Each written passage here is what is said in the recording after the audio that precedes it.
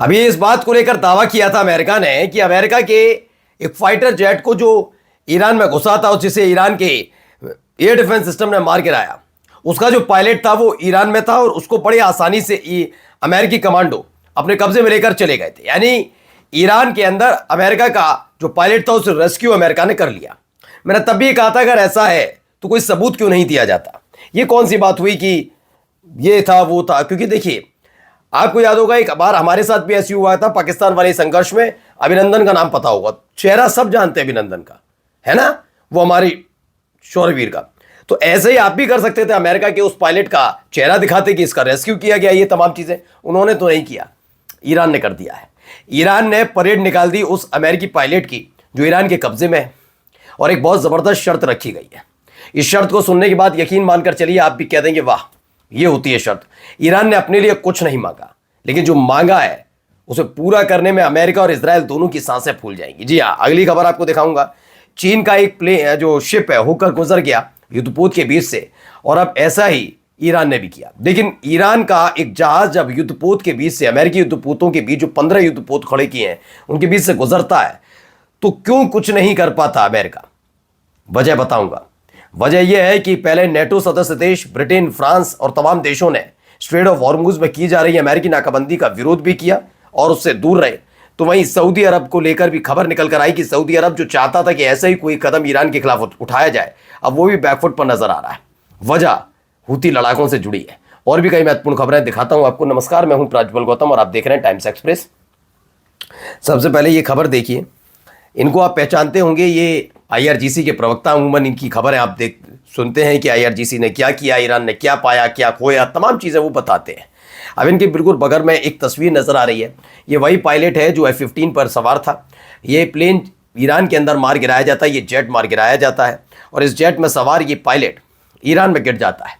इसे ढूंढने के लिए कई लाख तुमान का इनाम घोषित किया गया था। इसके बाद एक हेलीकॉप्टर भेजा गया था और एक C-130 जो कार्गो प्लेन है वो भेजा गया था, जिसमें कमांडो सवार होकर आए थे, और दोनों ही भारी नुकसान इस पूरे जेट के पायलट को बचाने के लिए अमेरिका को उठाना पड़ा था। बाद में दावा करने लगा अमेरिका कि हमारे जो कमांडोज गए थे उन्होंने सफल ऑपरेशन किया, ईरान में जाकर अपने पायलट को हमने जिंदा बचा लिया, ये तमाम चीज़ें कर ली, ये उन्होंने दावा किया था, ठीक है ना। लेकिन हो गया यहाँ पर उल्टा। जो सबूत अमेरिका नहीं दे पाया वो ईरान ने दे दिया और इस तस्वीर को लहरा दिया। अब इसको लेकर इब्राहिम जोल्फाघारी जो है वो क्या कह रहे हैं, जरा लिखिए क्या कहना सुनिए। We call for the release of 10,000 Palestinians in exchange for the American pilots.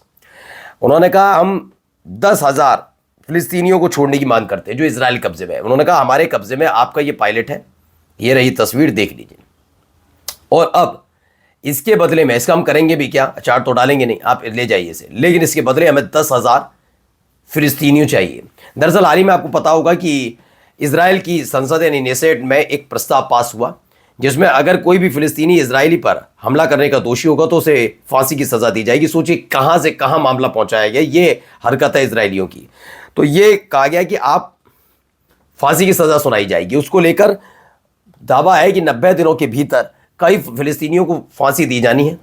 ऐसे में विरोध तो हो ही रहा था। अब ऐसे में जब पायलट, अमेरिकन पायलट ईरान के हत्थे चढ़ा तो उन्होंने अपने लिए कुछ नहीं मांगा, मुआवजा नहीं मांगा, कुछ नहीं। उन्होंने कहा वो तो बाद में निपट लेंगे, सबसे पहले 10,000 फिलिस्तीनियों को छोड़ना होगा। और ये भी क्लियर कर दिया कि हमारा प्रपोजल आखिरी है, इसके बाद हम टसमस होने वाले नहीं है कि 9,000 ले लो, 2 ले लो, 10,000 ले लो, 100 ले लो, 4 छोड़ देंगे, नहीं। 10,000 मतलब 10,000 फिलिस्तीनियों को छोड़ना ही छोड़ना होगा, ये कह दिया गया है। अब देखिए इन सब के बीच एक और खबर निकलकर सामने आई। ट्रंप की चेतावनी को नज़रअंदाज किया, ईरान ने चल दी अपनी पहली चाल। नाकाबंदी के बावजूद घुसा ईरानी जहाज। दावा किया जा रहा है कि ईरान ने अपनी पहली चाल चल दी है और नाकाबंदी जो चल रही थी इन सब के बीच पहले चीन ने अपना भेज दिया प्लेन, अपना जहाज भेजा था यहाँ पर। अब उस जहाज के बाद देखिए ईरान का भी जहाज वहाँ पर पहुँचता है। ईरान ने चल दी अपनी पहली चाल और नाकाबंदी के बावजूद घुसा ईरानी जहाज यहाँ पर क्लियर कर दिया गया है कि अभी हम भेज दिया है। यानी युद्धपोतों के बीच से होता हुआ गुजरता है ईरान का, और ईरान के ही जहाज़ों को रोकने के लिए युद्धपोत तैनात किए गए थे। अच्छा ऐसा क्यों है, कोई कार्रवाई क्यों नहीं की गई, तो उसके पीछे की 2-3 कहानियां हैं। क्यों झटका है पहले देखिए। बड़ा बदलाव, Saudi Arab is pressing US to drop its Hormuz blockade. दावा किया जा रहा है सऊदी अरब अब अमेरिका से कह रहा है कि हॉर्मुज स्ट्रेट की सख्ती कम करो, बातचीत शुरू करो। जबकि सऊदी अरब इस तरह के सख्त कदमों का हमेशा स्वागत करता रहा ईरान के खिलाफ, लेकिन अब हालात बदल गए हैं। क्यों? वजह साफ है कि अगर तनाव बढ़ा तो हुतीज बाब अल मंदेब बंद कर सकते हैं, उसका सीधा असर तेल व्यापार और सऊदी की कमाई पर पड़ेगा। अब सऊदी का फोकस वॉर से हटकर पीस टॉक्स की तरफ शिफ्ट हो रहा है और वो चाहते हैं कि इन सब चीज़ों को हटाकर अब पीस टॉक। क्यों? क्योंकि ईरान के हमलों से पहले से ही सऊदी अरब को भारी नुकसान हुआ। सऊदी की जनता में बहुत नाराज़गी भी इस बात को लेकर है कि जिस तरह के हालात वहाँ पर पैदा हुए, उन हालातों के बीच ये सारी चीज़ें तो ख़त्म होने वाली कहानी सिर्फ यहीं से निकल कर आती है कि आप पहले अमेरिका की जो मिलिट्री बेस है, उन अमेरिकी मिलिट्री बेसों की वजह से, मिलिट्री बेस जो अमेरिका के हैं, वो अमेरिका की मिलिट्री बेस को तबाह करने के लिए ईरान ने सऊदी अरब, कुवैत, बहरीन, जॉर्डन हर जगह हमले किए थे। उससे भारी नुकसान सऊदी अरब को पहले ही हो चुका है। अब वो कह रहे हैं कि अगर बाब अल मंदेब बंद हो गया, क्योंकि वहाँ पर लाल सागर से जुड़ा हुआ है और एक तरीके से उसे वो गेटवे कहा जाता है, और अगर वो बंद किया जाता है तो उसकी पूरा कंट्रोल किसी और के पास नहीं, हूती लड़ाकों के पास है। और हूती लड़ाके ईरान समर्थित हैं, ये हर कोई जानता है। देखिए, इसमें ईरान ने कहा भी है कि वो बाब अल मंदेब जो लाल सागर गेटवे उसे यमन के उसके प्रॉक्सी हूतियों के जरिए बंद कर सकता है अगर उसके पोर्ट की नाकेबंदी होती है। उन्होंने कहा ये सब किया गया तो ये याद रखिएगा, हम बंद करवा देंगे, बंद कर देंगे। जैसे ये खबर आई, सऊदी अरब ने कहा कि सब कुछ भूल जाओ, बातचीत कर लेते हैं, सब कुछ ठीक ठाक करने की कोशिश करते हैं, आप ये जो कर रहे हो ये गलत है। तो शुरुआत में तो अपने युद्धपोत भेज दिए माहौल बनाने के लिए, लेकिन पहले चीन के जहाज, कॉमर्शियल जहाज ने अमेरिका की उस नाकाबंदी को 24 घंटे के अंदर खत्म किया, मतलब उसकी धज्जियां उड़ाई। उसके बाद ईरान का ये जहाज पहुंच गया और ईरान के जहाज ने भी ये एक तरह का परीक्षण टाइप का था कि क्या कुछ अमेरिका युद्धपोत करेंगे नहीं करेंगे। अगर कुछ करते तो उसके बाद काफ़ी चीज़ें बदलती भी, लेकिन अमेरिका के किसी भी युद्धपोत ने उस पर हमला नहीं किया, क्योंकि नेटो सदस्य देशों ने, देखिए खबर भी है, अमेरिका की नेटो सहयोगियों ने राष्ट्रपति ट्रंप के स्ट्रेट ऑफ हॉर्मुज नाकाबंदी में शामिल होने से इनकार कर दिया। ब्रिटेन और फ्रांस दोनों ने इस अभियान में भाग लेने से मना कर दिया। वहीं इमैनुअल मैक्रों ने समुद्री यातायात को बहाल करने के लिए बहुराष्ट्रीय मिशन का प्रस्ताव रखा है।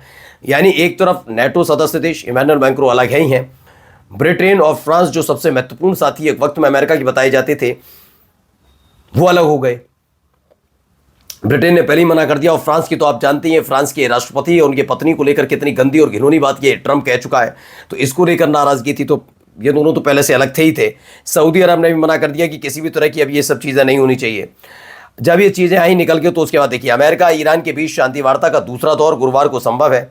कहा यह जा रहा है कि अमेरिकी अधिकारी ने बताया कि दोनों देशों के बीच यातायात बातचीत इस्लामाबाद या जिनेवा में होने की संभावना है, दोनों ही चीज़ों की। यानी कि जो कल तक जेडी वेंस भाग रहे थे, कह रहे थे कि बातचीत ऐसी, बातचीत वैसी, तमाम चीज़ें कर रहे थे, अब कहा जा रहा है कि दोनों ही प्रतिनिधिमंडल एक बार फिर से या तो इस्लामाबाद या फिर जिनेवा में मिल सकते हैं। यानी कि अकेला जब पड़ा अमेरिका तो हालत खराब हो गई, और हालत यह है कि दोबारा से सीज फायर के लिए गिड़गिड़ाना पड़ रहा है। नमस्कार।